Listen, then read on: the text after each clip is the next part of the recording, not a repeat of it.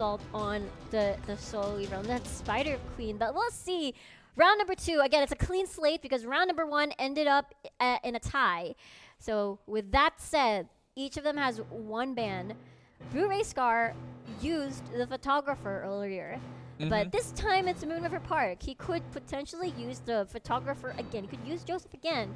But we're not really sure if it's against these high-tier survivors, if it's going to be as effective as earlier.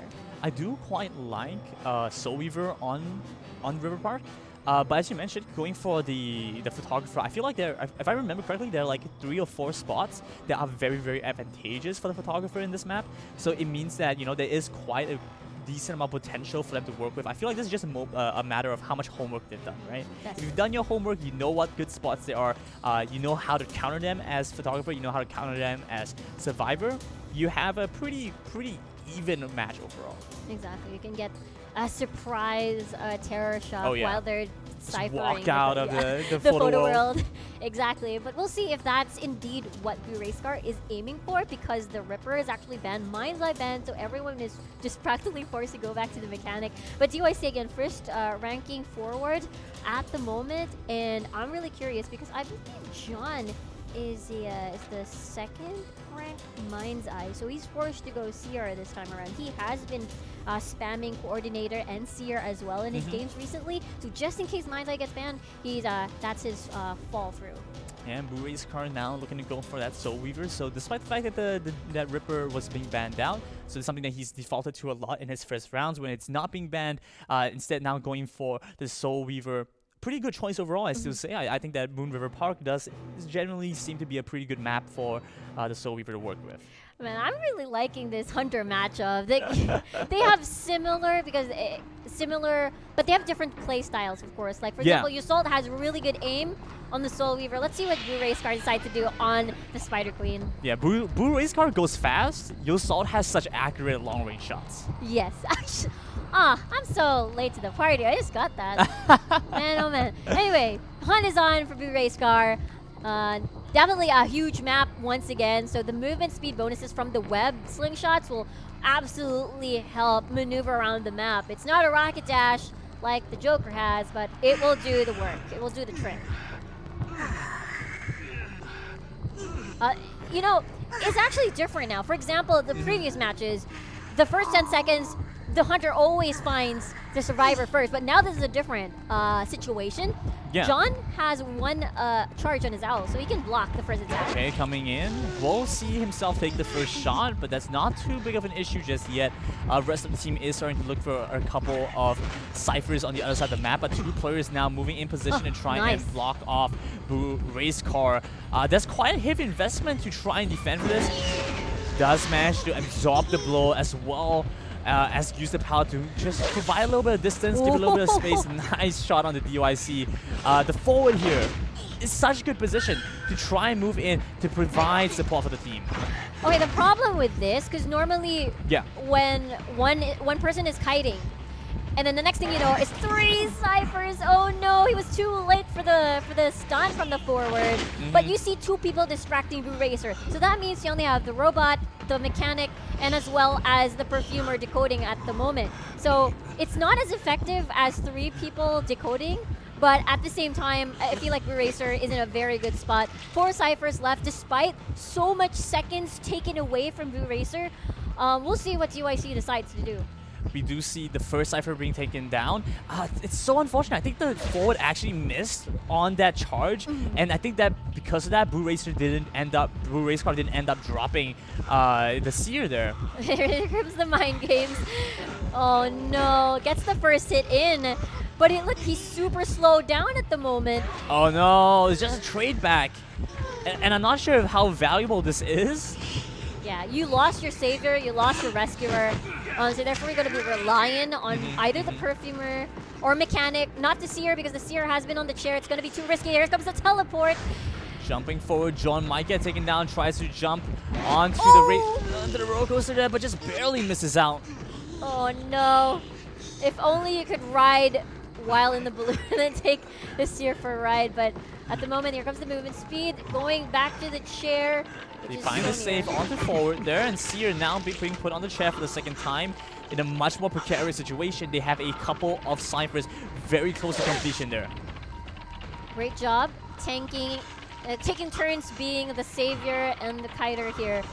At the moment, John is so in trouble at the moment. Actually, nice save there, baiting out against the terror shot, but we still see John get taken down.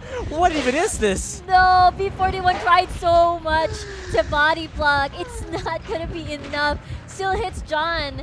And I believe it already reached the threshold, so when Racecar places him on the chair, he should fly off to the manor. Or did they clutch it? Nope, they didn't clutch it.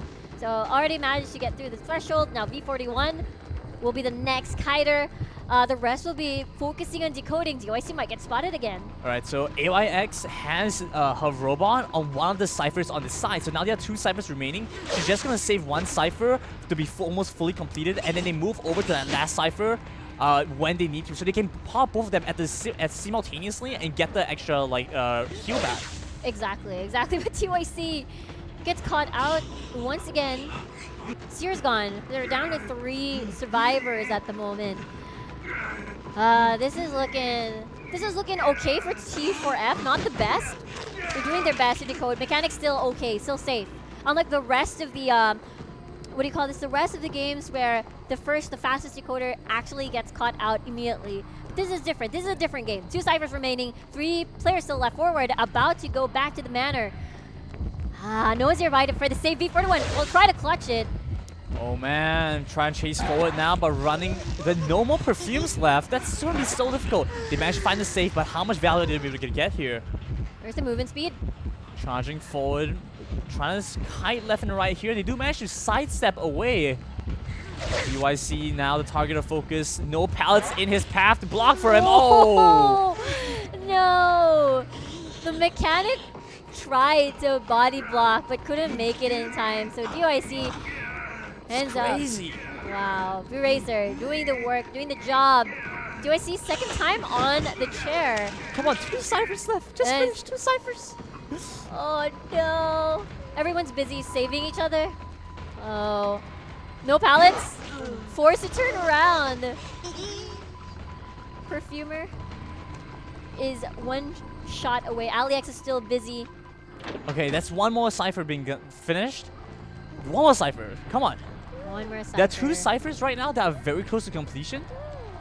So they have 2 choices. You can see Racecar making a great play by setting up the webs in position to move back and forth between these 2 Cyphers very quickly. It's definitely going to be tough because, again, you mentioned Perfumer has no stacks on their perfume. Mechanic is not launched. It's still full health, but at the same time, you really definitely want to probably focus on decoding.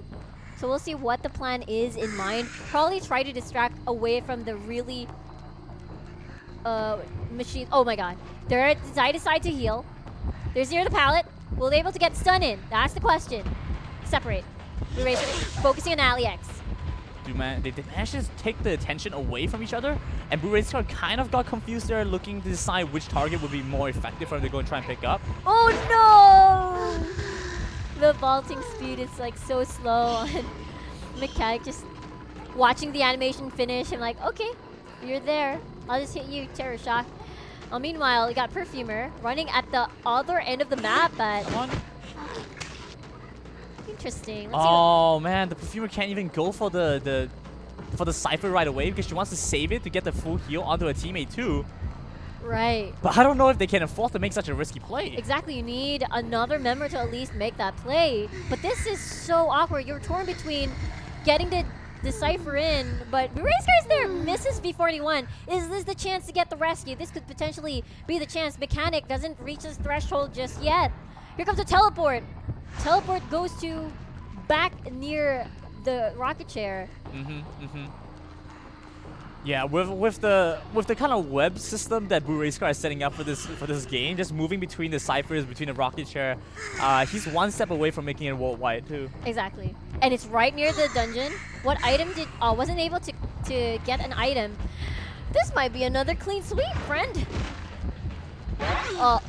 Attacks an object, the terrain. Okay. Mechanic now getting taken down. We still see V41 making a pretty decent attempt to try and kite away from this, but stuck in between a couple of pallets. The pallet's just gonna get taken down right now. Should see them getting taken out. One more hit. Yep. Oh man, it's a battle of the